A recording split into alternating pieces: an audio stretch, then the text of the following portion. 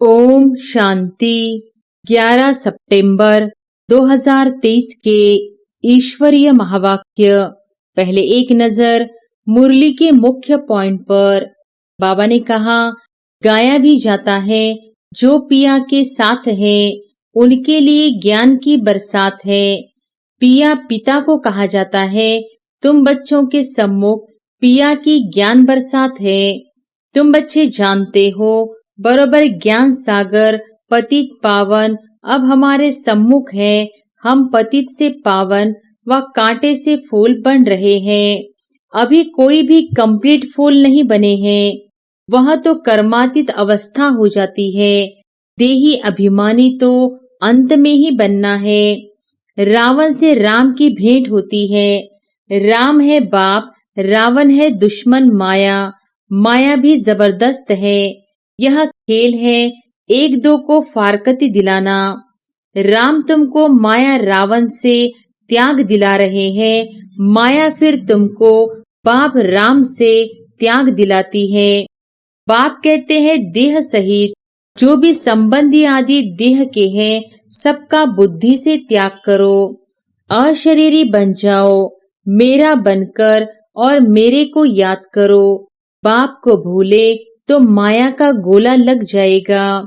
और फिर बाबा ने कहा, तुम कहेंगे हम कब स्वर्ग व सुखधाम में जाएंगे, परंतु बाप कहते हैं इस लाइफ को तो वैल्यूबल अमूल्य कहा जाता है। तुम बड़ी भारी सर्विस करते हो श्रीमत पर, सिर्फ तुम पांडव ही श्रीमत पर चलते हो। गीता है माई बाप, गीता को माता कहा जाता है और कोई पुस्तक को माता नहीं कहेंगे। इनका नाम ही है गीता माता। यह है ज्ञानामृत की बरसात। गाते हैं ना, अमृत छोड़ विष काहे को खाए। तुमको अब ज्ञानामृत मिल रहा है। ज्ञानामृत मिलता है, इससे ही अमृतसर नाम पड़ा है। यह है ज्ञान अमृत का सरोवर। इनको ज्ञान मान सरोवर भी कहा जाता है। क्राइस्ट से 3000 वर्ष पहले भारत ही था और कोई धर्म नहीं था। नई दुनिया में नया भारत था, अभी पुराना भारत है। भारत हेवन था, परंतु किसकी बुद्धि में पूरा बैठता नहीं है। और फिर लास्ट में बाबा ने कहा, बाबा कहते हैं ध्यान से ज्ञान अच्छा है, श्रेष्ठ है। ध्यान तो सिर्फ एम ऑब्जेक्ट का साक्षात्कार, यह है ही राजयोग। एम ऑब्जेक्ट बुद्धि में है। तुम बच्चे जानते हो हम पतित पावन गॉड फादरली यूनिवर्सिटी में पढ़ते हैं। सारी यूनिवर्स को तुम पवित्र स्वर्ग बनाते हो। जो पूरे नरकवासी हैं, जिन्होंने द्वापर से भक्ति की है, वही स्वर्गवासी होंगे। परमपिता परमात्मा है बुद्धिवानों की बुद्धि। मनुष्यों में बुद्धि है, परंतु ताला लगा हुआ है, पत्थर बुद्धि हो गए हैं। अब बाबा फिर से तुमको पारस बुद्धि बनाते हैं। पहले होता है होली राज्य, फिर अनहोली राज्य, अभी फिर अनहोली नो राज्य। प्रजा का प्रजा पर राज्य है। और अब सुनते हैं महावाक्यों को विस्तार से। मुरली का सार। मीठे बच्चे, अब नाटक पूरा होता है, घर चलना है। इसलिए इस शरीर रूपी कपड़े को भूलते जाओ, अपने को अशरीरी आत्मा समझो। प्रश्न है, कौन सा वंडरफुल खेल संगम पर ही चलता है, दूसरे युगों में नहीं? उत्तर है, फारकती दिलाने का। राम रावण से फारकती दिलाते हैं, रावण फिर राम से फारकती दिला देते। यह बड़ा वंडरफुल खेल है। बाप को भूलने से माया का गोला लग जाता है। इसलिए बाप शिक्षा देते हैं, बच्चे अपने स्वधर्म में टिको। देह सहित देह के सब धर्मों को भूलते जाओ। याद करने का खूब पुरुषार्थ करते रहो। देही अभिमानी बनो। और गीत है, जो पिया के साथ है उसके लिए ज्ञान की बरसात है। ओम शांति। मीठे मीठे बच्चों ने नंबरवार पुरुषार्थ अनुसार गीत सुना। हर एक बात में नंबरवार कहा जाता है, क्योंकि यह कॉलेज है अथवा यूनिवर्सिटी कहो, साथ साथ सच्चा सत का संग भी है। सत कहा जाता है एक को, वह एक ही बार आते हैं। अब इस समय तुम सच सच कहते हो कि हम सत्य के संग में हैं। तुम ब्राह्मण ही उस सत्य कहने वाले ज्ञान सागर के सम्मुख बैठे हो। गाया भी जाता है, जो पिया के साथ है उनके लिए ज्ञान की बरसात है। पिया पिता को कहा जाता है। तुम बच्चों के सम्मुख पिया की ज्ञान बरसात है। तुम बच्चे जानते हो, बरोबर ज्ञान सागर पतित पावन अब हमारे सम्मुख है। हम पतित से पावन व कांटे से फूल बन रहे हैं। फूल बन जाएंगे, फिर यह शरीर नहीं रहेगा। कली भी आहिस्ते आहिस्ते खिलती जाती है, फट से खिल नहीं जाती। खिलते खिलते फिर कंप्लीट फूल बन जाती है। अभी कोई भी कंप्लीट फूल नहीं बने हैं, वह तो कर्मातीत अवस्था हो जाती है। देही अभिमानी तो अंत में ही बनना है। अभी तुम सबका पुरुषार्थ चल रहा है। बाप है पारलौकिक पिता, यह दोनों संगम युग के अलौकिक मात पिता ठहरे। कोई कांटे भी है, कोई कली भी है। कली को खिलने में टाइम लगता है। तुम सब नंबरवार कलियां हो, फूल बनने वाले हो। कोई अच्छी रीति खिले हैं, कोई आधा। एक दिन कंप्लीट भी जरूर खिलेंगे। बगीचा तो है ना, जानते हो हम कांटे से कली तो बने हैं, फिर फूल बन रहे हैं, पुरुषार्थ कर रहे हैं। कोई तो कली ही खत्म हो जाती है, कोई थोड़ा खिलकर खत्म हो जाते। माया के बड़े भारी तूफान आते हैं, सेंटर्स खोलते भी कोई कोई खत्म हो जाते हैं, गिर पड़ते हैं। माया बड़ी जबरदस्त है। यह है चटा बेटी राम और रावण की। राम राम कहा जाता है, ऐसे नहीं त्रेता वाले राम को याद करते हैं। यह राम राम परमात्मा के लिए कहते हैं। रावण से राम की भेंट होती है। राम है बाप, रावण है दुश्मन माया। माया भी जबरदस्त है। यह खेल है एक दो को फारकती दिलाना। राम तुमको माया रावण से त्याग दिला रहे हैं। माया फिर तुमको बाप राम से त्याग दिलाती है। बाप कहते हैं, देह सहित जो भी संबंधी आदि देह के हैं, सबका बुद्धि से त्याग करो। सर्व धर्मानि परित्यज्य, मैं फलाना हूँ, फलाने धर्म का हूँ, यह भूल अपने स्वधर्म में टिको। देह के सब धर्म छोड़ अपने को अकेला समझो। इस दुनिया की हर एक चीज से त्याग दिलाते हैं। अशरीरी बन जाओ, मेरा बनकर और मेरे को याद करो। बाप को भूले तो माया का गोला लग जाएगा। बाप को याद करने का खूब पुरुषार्थ करते रहो। माया भी बड़ी जबरदस्त है। बाप का बनकर भी फिर माया त्याग दिलाकर बाप से छुड़ा देती है। बाप को शल कोई फारकती न दे।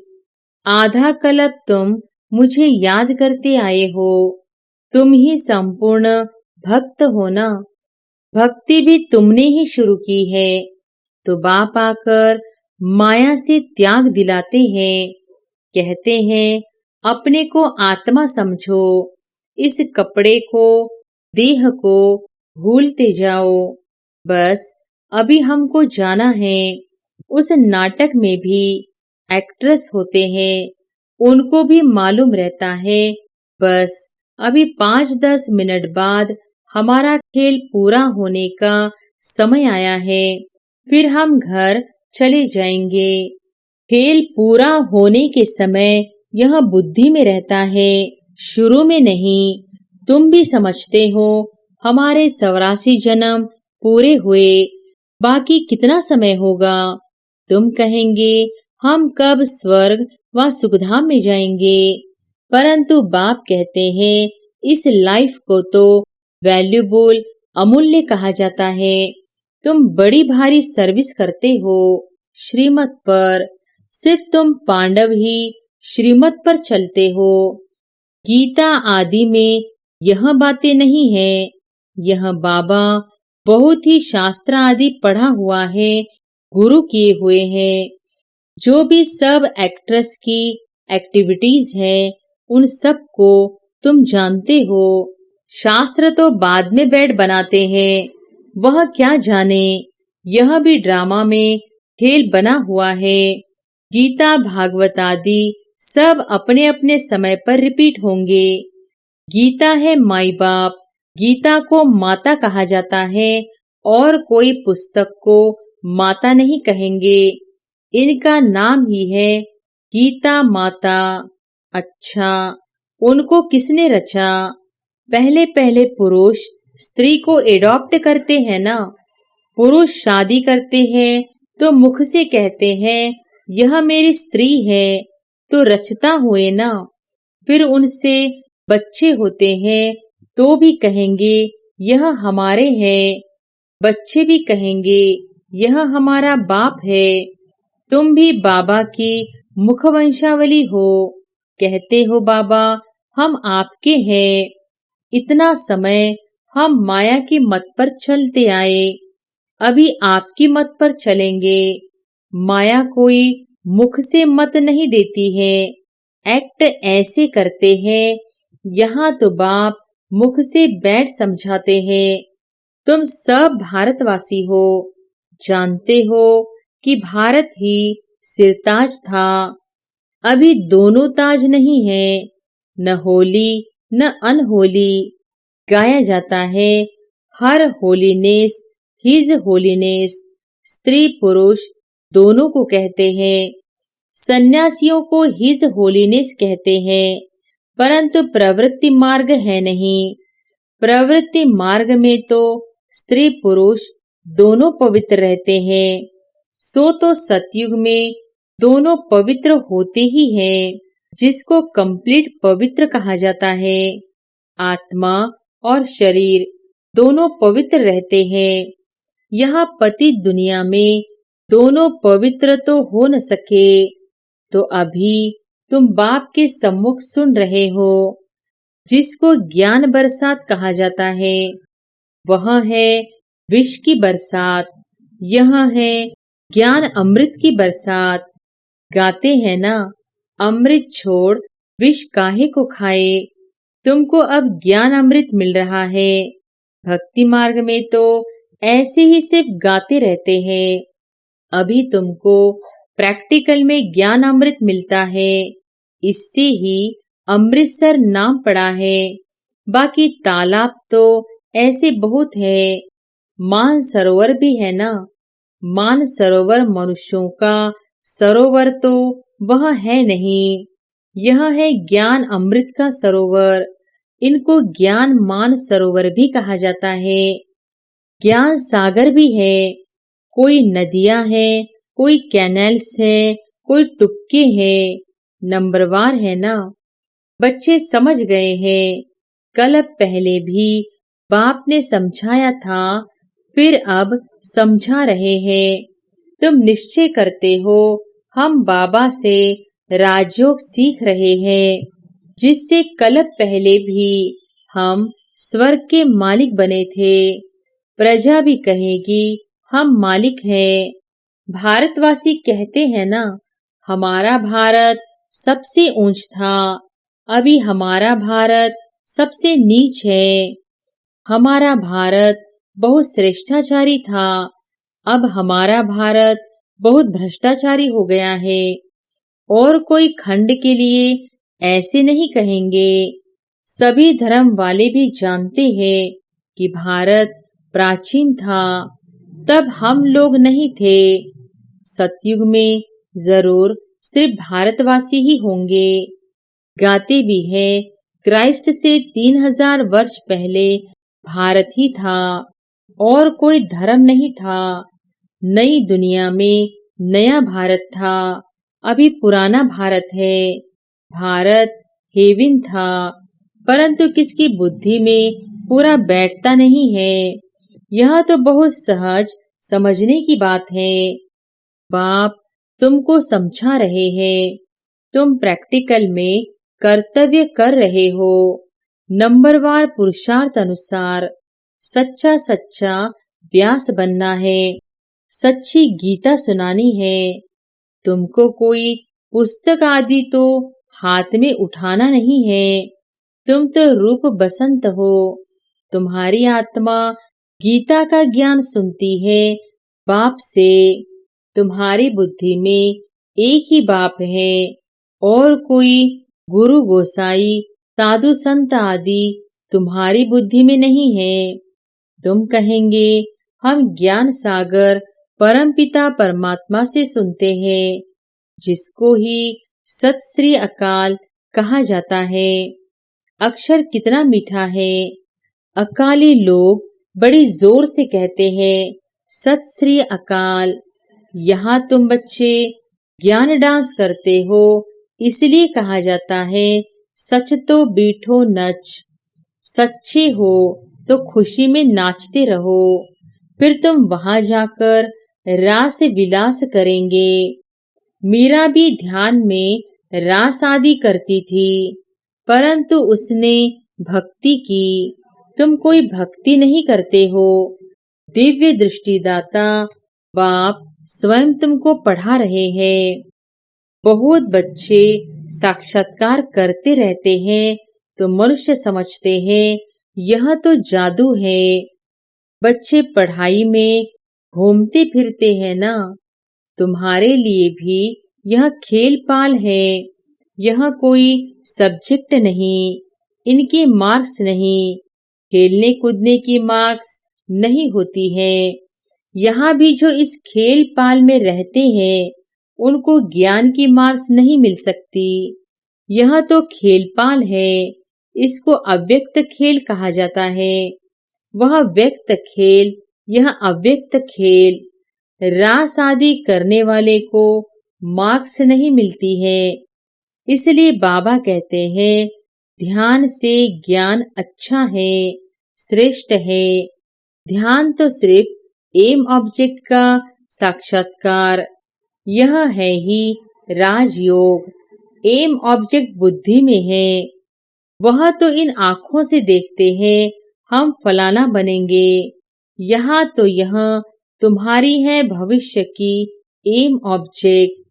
प्रिंस प्रिंसेस बनना है, फिर तुम महाराजा महारानी बनते हो। बिगर एम ऑब्जेक्ट अगर कोई कॉलेज में बैठे तो उनको क्या कहेंगे?